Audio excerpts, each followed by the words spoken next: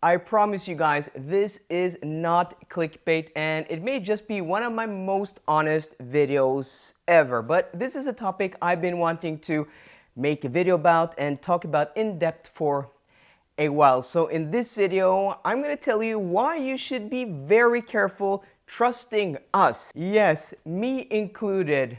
Why you should be careful trusting us who make videos about cars on this platform.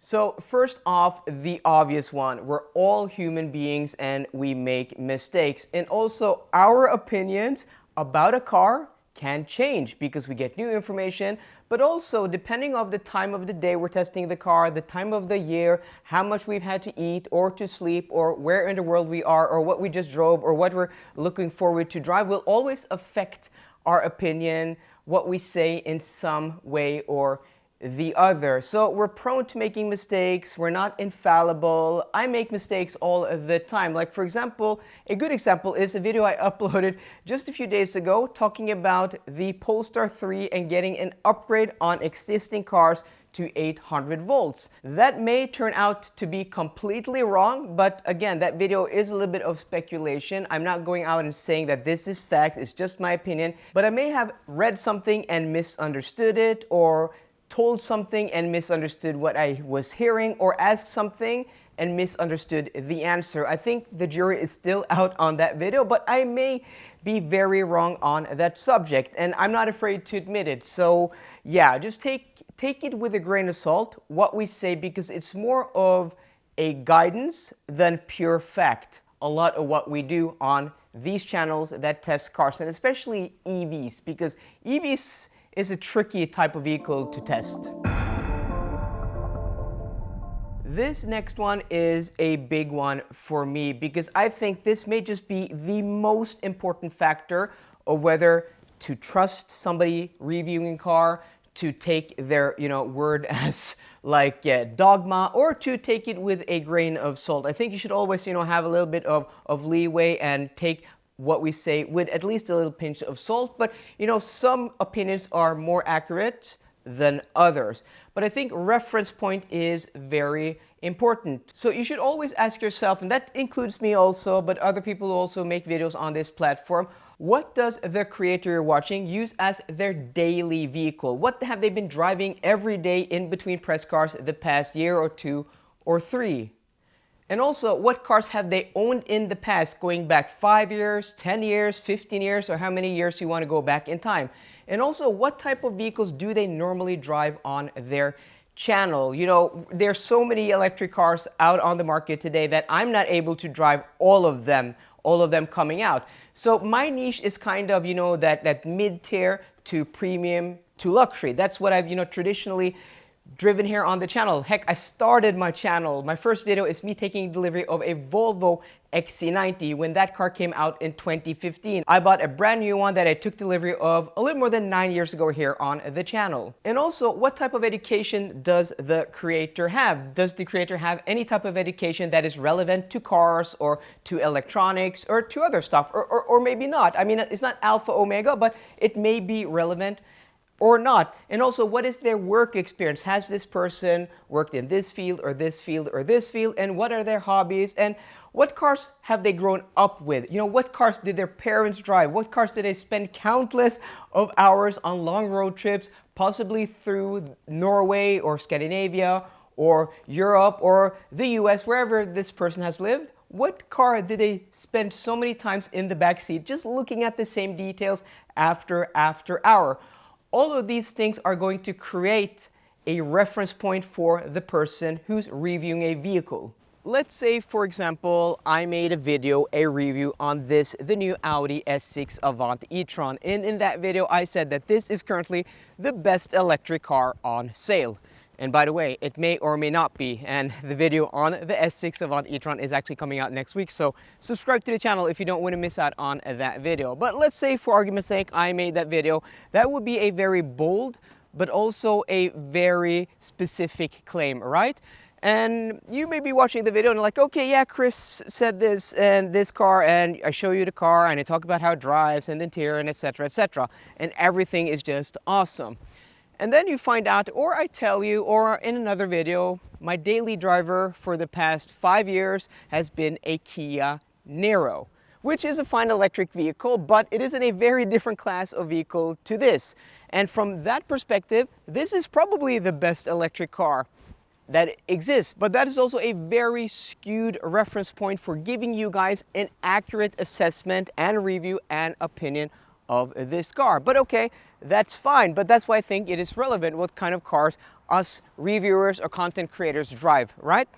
But let's say I recently drove the new i5 Touring and also the Mercedes EQE and other electric cars at this price point, and that's my reference. Okay, that is a lot more accurate, but still claiming it's the best electric car, it may not be, but maybe compared to the competitors, it is.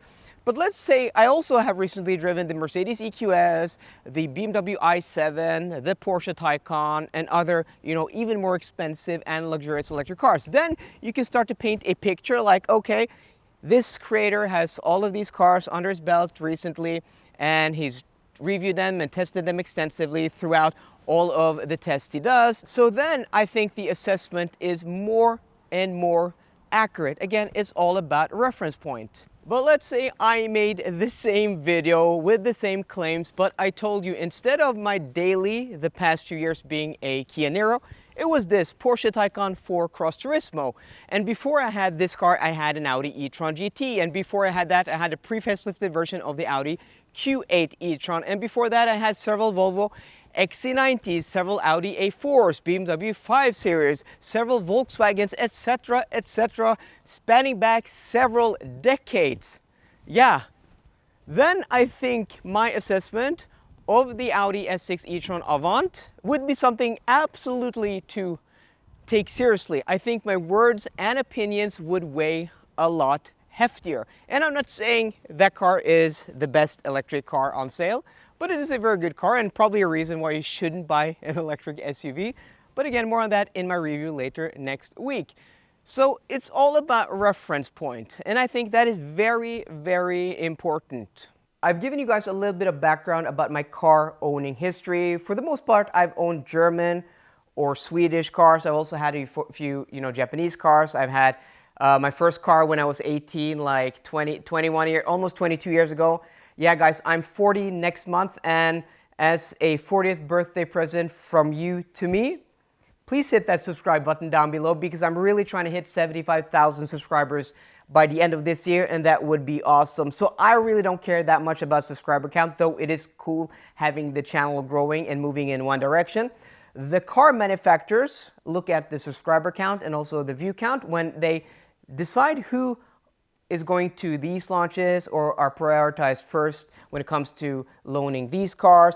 So the higher the subscriber count, the more views I have, the earlier access I will get. So for that, please hit that subscribe button down below. And also, it's gonna be my 40th birthday present from you to me, so thank you very much.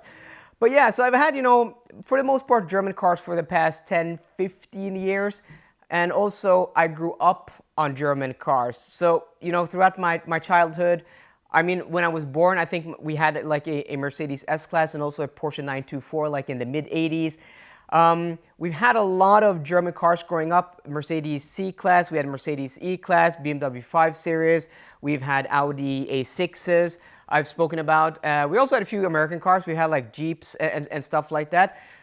But for the most part, German luxury cars. And also, my background is that I have an auto mechanic degree. So that's 3 years in school, but I didn't work as an auto mechanic. I went into retail, and I worked in a electronics store. I was a store manager, early 20s, for like 4 or 5 years. And after I worked there, I was actually headhunted to this company called BSR, which is a Swedish tuning company. I worked for the Norwegian branch in Bergen in Norway.